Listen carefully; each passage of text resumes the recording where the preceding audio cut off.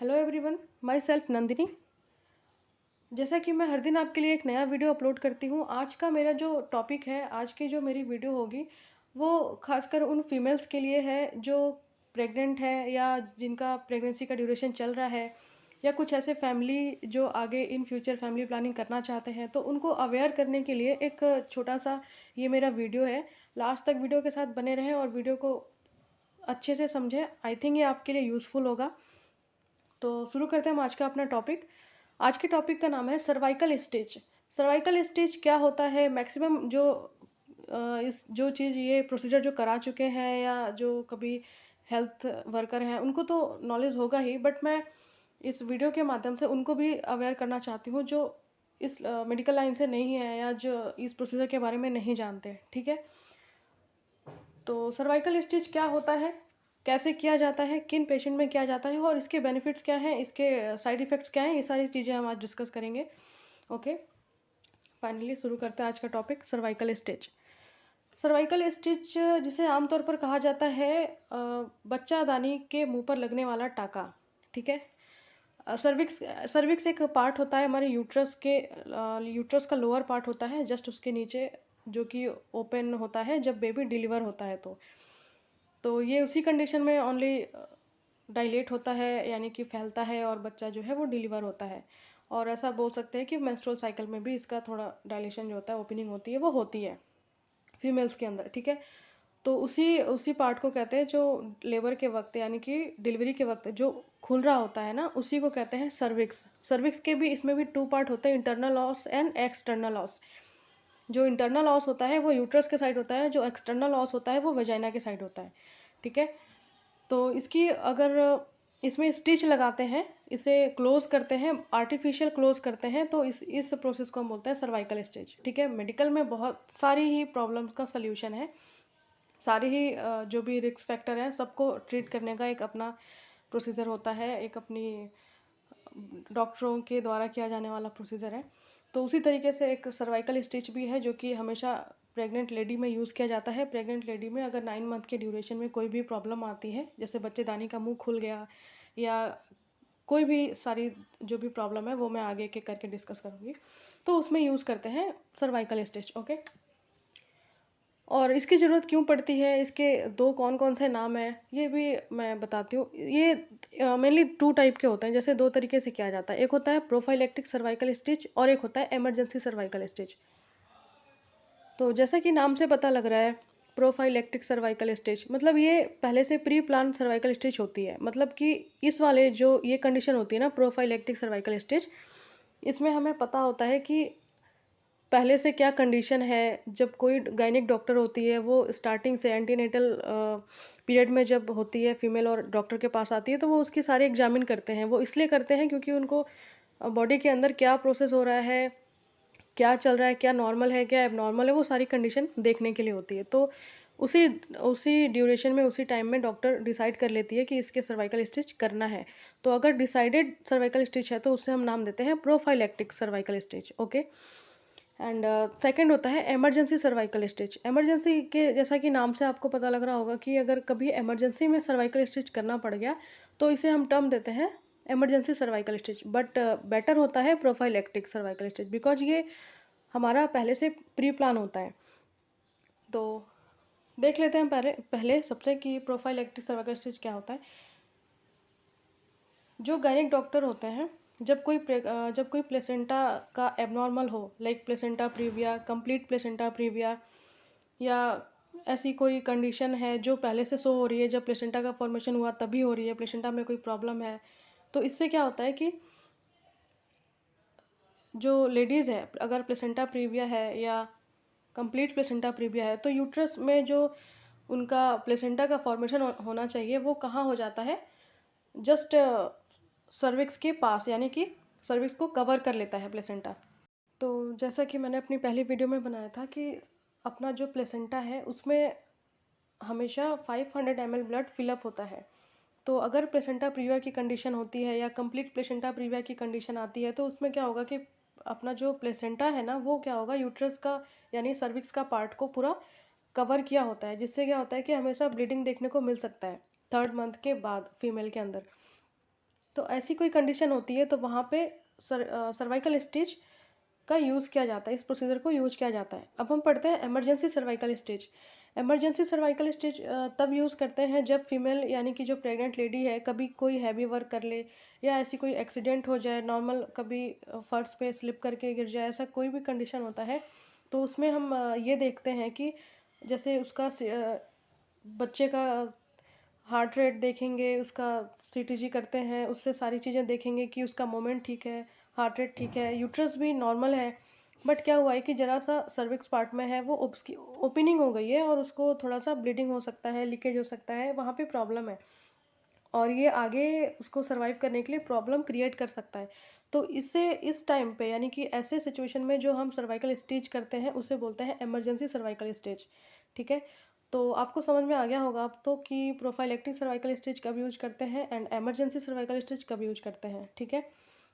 But थोड़ा-सा minor different ये होता है कि प्रोफाइलेक्टिक सर्वाइकल स्टिच ज़्यादा बेटर होता है more than emergency cervical stitch. Because ये क्या है कि अगर अगर देखा जाए कि सर्वाइकल स्टिच का सबसे सही टाइम क्या होता है, तो वो होता है 14 टू 15 यानी कि 15 से 16 सप्ताह की बात करें या फिर 13 टू 14 वीक की बात करें। मतलब अपने सेकंड ट्राइमेस्टर के बीच में ही अगर सर्वाइकल स्टिच किया जाता है, तो वो ज़्यादा बेटर होता है। बट इमरजेंसी सर्वाइकल स्टिच क्या है कि कभी भी अगर फीमेल को कोई ऐसी कंडीशन आती है इमरजेंसी वाली, तो उसको कभी भी करना पड़ सकता है। तो ये थोड़ा-सा रिस्क हो जाता है। आगे जैसे अगर थर्ड ट्राइमेस्टर में है तो वहाँ पे सर्वाइकल स्टिच नहीं किया जा सकता। अगर करते भी हैं तो किसी कंडीशन में इन्फेक्शन या किसी चीज़ के चांसेस बढ़ जाते हैं। तो बेटर होता है प्रोफाइलेक्टिक सर्वाइकल स्टिच, ओके? और इसे मैकडोनाल्ड यानी कि इसका अदर नाम भी है एमसी डोनाल्ड या मैकडोनाल्ड सर्कलेज। इसे इसलिए भी कहते हैं क्योंकि पहले जो सर्वाइकल स्टिच किया जाता था वो अब क्या है एडवांस प्रोसीजर हो गया है, यानी कि अब इसमें काफ़ी सुधार करके ये स्टिच लगाया जाता है, तो इसे मैकडोनाल्ड सर्कलेज भी कहते हैं, ठीक है?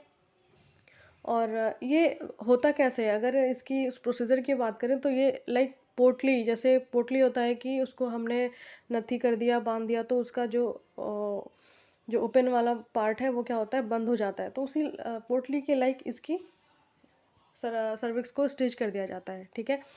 यह कौन-कौन सी कंडीशन में कर सकते हैं, मतलब किसमें इसके चांसेस ज़्यादा बनते हैं सर्वाइकल स्टिच लगाने के? तो जैसे ट्विन्स प्रेगनेंसी है, उसमें क्या होता है कि यूट्रस का वेट जो है वो बहुत ज़्यादा हो जाता है ट्विन्स प्रेगनेंसी में और धीरे-धीरे वो प्रेशर नीचे की साइड आने लगता है। तो इसे प्रिवेंट करने के लिए कि बच्चा किसी प्रॉब्लम को फेस ना करे या पूरा टर्म डिलीवरी हो, प्री टर्म या प्रीमेच्योर डिलीवरी ना हो, तो इससे प्रिवेंशन के लिए, इसे प्रिवेंट करने के लिए सर्वाइकल स्टिच किया जा सकता है। और सेकंड जैसा कि है स्मॉल साइज़ फीमेल, अगर कोई फीमेल है जिसकी हाइट कम है, तो उसमें क्या होता है कि बेबी ग्रोथ तो कर रहा है बट यूट्रस छोटा है और बाकी जो फुल टर्म तक आते-आते उसके सर्विक्स खुलने के चांस हो सकते हैं। बिना बेबी के अच्छे से ग्रोथ किए भी सर्विक्स के खुलने के चांसेस हैं। तो ऐसे में प्रोफाइलेक्टिक सर्वाइकल स्टिच यूज़ किए जाते हैं, परफ़ॉर्म किए जाते हैं। एंड थर्ड की बात करें तो जैसा मैंने बताया कि प्लेसेंटा प्रीविया या कंप्लीट प्लेसेंटा प्रीविया एंड और भी ऐसे रिस्क हैं, जैसे कोई कोई फीमेल है जो काफ़ी बार डीएनसी करवा चुकी है, डायलेट एंड क्यूरेट। उसमें क्या होता है कि सर्विक्स का मुँह बार-बार ओपन करना पड़ता है, तो इससे भी मसल्स जो हैं वो लूज़ हो जाती हैं। फाइबर मसल जो है वो ढीली पड़ने की वजह से क्या होता है कि ज़रा-सा प्रेशर आया अगर बेबी का यूट्रस के ऊपर या सर्विक्स के ऊपर, तो उनके खुलने के चांसेस होते हैं। और नेक्स्ट अगर बात करें तो आईवीएफ के थ्रू जो लेडीज़ जो हैं वो अगर बेबी या फीटस कंसीव करती हैं, उनको फीटस कंसीव कराया जाता है, तो इसमें भी चांसेस होते हैं कि उनका सर्विक्स जो है वो ओपन हो सकता है। तो इससे इसमें भी हम प्रोफाइलेक्टिक सर्वाइकल स्टिच यूज़ कर सकते हैं। और किसी जैसे कोई प्रीवियस हिस्ट्री रही हो किसी फीमेल में, प्रीवियस हिस्ट्री लाइक उसका पहला बेबी जो है वो सर्वाइकल स्टिच से ही वो 9 मंथ सेफ रहा, तो ऐसे फीमेल में भी सर्वाइकल स्टिच किया जा सकता है। तो ये थी कुछ कंडीशन जिसमें कि सर्वाइकल स्टिच परफॉर्म किए जाते हैं। और प्रोफाइलेक्टिक और इमरजेंसी दोनों मैंने बता ही दिया। और बाकी जो चीज़ें हैं वो आप मेरे जैसा कि मैं आपको एक्सप्लेन कर रही हूँ और आपके स्क्रीन पे शो हो रहा है मोबाइल की स्क्रीन पे, तो वो आपके लिए थोड़ा समझने में आसानी होगी। और मैं अब ये बताती हूँ कि सर्वाइकल स्टेज कब सक्सेस होता है और कब अनसक्सेसफुल होता है, ठीक है? इसके भी 2 कंडीशन है। जैसे सर्वाइकल स्टेज क्या हुआ, अगर फीमेल को सर्वाइकल स्टेज किया गया और उसके बाद क्या है कि उसको पेन फ़ील हो रहा है, एब्डोमेन पेन हो रहा है, तो मतलब कि वो सर्वाइकल स्टेज जो है वो अनसक्सेसफुल हो सकता है। और कभी ऐसा हुआ कि फीमेल को कोई पेन नहीं है, वो एडमिट हुई, कुछ मिनट का ये प्रोसीजर था, लाइक 10 मिनट से भी कम लगता है सर्वाइकल स्टिच करने में। और इतने में उसको पहले तो एनपीओ रख के करते हैं, खाली पेट रख के पेशेंट का सर्वाइकल स्टिच करते हैं और उसके बाद पेशेंट बिल्कुल नॉर्मल है, कोई दिक्कत नहीं हुई। थोड़े टाइम बाद उसको ऑब्जर्वेशन में रखने के बाद उसे हम फ्री कर देते हैं और वो नॉर्मल रूटीन वर्क कर रही है, चल रही है, कोई दिक्कत नहीं है, पेन नहीं है, उसको फ़ील नहीं हो रहा है कि कुछ ऐसा हैवीनेस नहीं फ़ील हो रहा है। तो लाइक कि पेशेंट बिल्कुल सही है, यानी कि हमारा जो सर्वाइकल स्टिच है वो सक्सेसफुल है। तो ये 2 कंडीशन माने जाते हैं सर्वाइकल स्टेज के बाद, ऑब्जर्वेशन में रखने के बाद।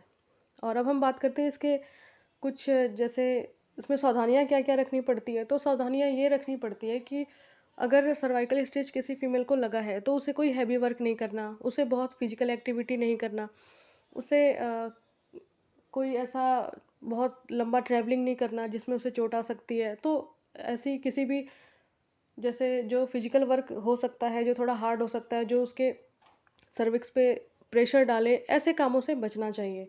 अच्छा डाइट लेना चाहिए, हेल्दी डाइट लेना चाहिए, क्योंकि वो जो फ़ेज़ होता है प्रेगनेंसी का, उसमें मदर और एक जो छोटा बोले तो फ़ीटस है, वो उसमें ग्रोथ कर रहा होता है, तो दोनों के लिए बहुत ही ज़्यादा सेफ्टी ज़रूरी, बहुत ज़्यादा सेफ्टी रखनी होती है, क्योंकि सेव लाइफ़ उसके मेंटल ग्रोथ और उसके बॉडी के ग्रोथ के लिए बहुत ज़रूरी है।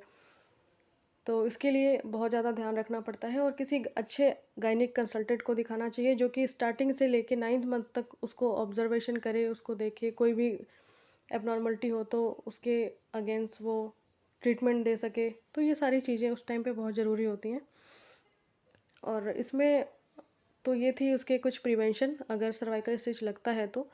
और दूसरी चीज़ ये कि कुछ फीमेल्स जो हैं, अगर कब सर्वाइकल स्टिच लगने के बाद वो बिल्कुल भी बेड से उठती नहीं है, अगर वो कंटिन्यू बेड रेस्ट करती हैं, तो ये भी एक कंडीशन प्रॉब्लम क्रिएट कर सकती है। क्योंकि क्या होता है, फिर उनके मसल्स में स्टिच लगे हुए हैं, वो कोई फिजिकल वर्क नहीं कर रही, उनके मसल्स बिल्कुल अ, मतलब लाइक बिल्कुल स्ट्रेंथ जो है वो नॉर्मल नहीं है, कुछ नहीं है। तो ऐसे में क्या होगा कि जब उनको बेबी डिलीवर करने के लिए अगर स्टिच खोलना पड़ेगा, तो उनको बहुत ज़्यादा पेन महसूस होगा और ये भी रिस्क, आगे जाके रिस्क फैक्टर बन सकता है कुछ ना कुछ।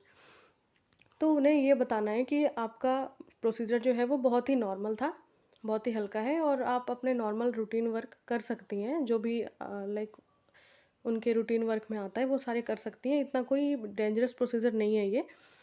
और इसमें बेबी और मदर दोनों के लिए कोई खतरा नहीं होता, बहुत सही प्रोसीजर हो जाता है। थोड़ी सी सावधानी रखनी होती है, जो भी थोड़ा क्लीनिंग का और अपने नॉर्मल डाइट पे ज़्यादा ध्यान देना होता है। तो ये था आज का हमारा topic, cervical stitch. I hope आपको सर्वाइकल स्टिच के बारे में समझ में आया होगा और आप मेरी वीडियो से कुछ नॉलेज गेन किए होंगे। तो थैंक यू मेरे वीडियो को लास्ट तक देखने के लिए। और भी बहुत सारे ऐसे नॉलेजेबल वीडियो मैं आप लोगों को देती रहूँगी। आप मेरे वीडियो को लाइक करें, सब्सक्राइब करें, कमेंट करें। Thank you.